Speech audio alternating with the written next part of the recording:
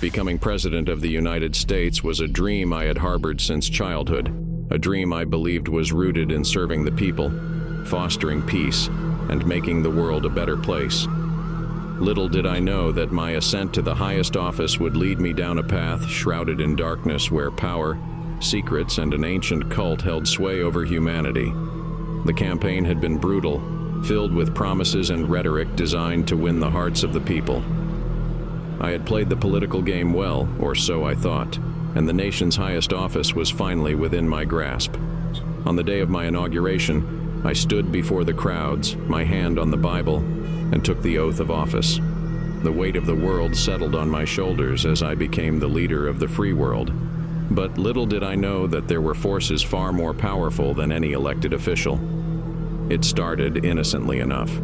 Shortly after taking office, I received an invitation to a secret gathering, a meeting of the world's most influential leaders.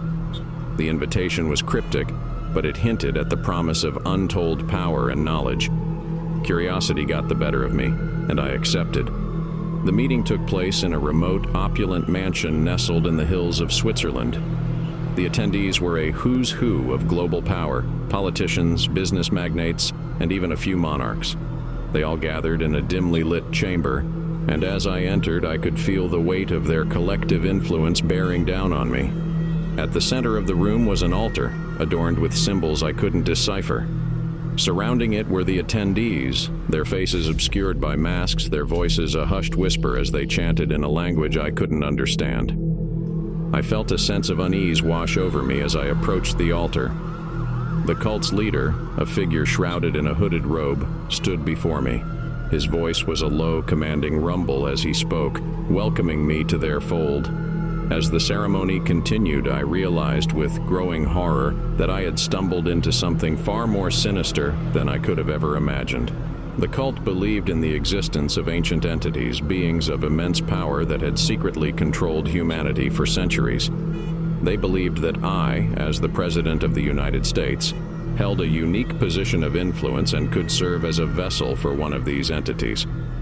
I was to be a conduit for an ancient being, granting it access to the world's most powerful office. I tried to resist, to flee from the chamber, but the cult's grip on me was unrelenting. They chanted louder, their voices drowning out my pleas as I felt a presence encroach upon my mind. It was a malevolent force, an ancient entity seeking to merge with me, to become one with my consciousness. In that moment, I could feel myself losing control, my very identity slipping away. I was becoming something otherworldly, a vessel for a power I could not comprehend. My thoughts were no longer my own, and I could feel the entity's dark desires taking root within me.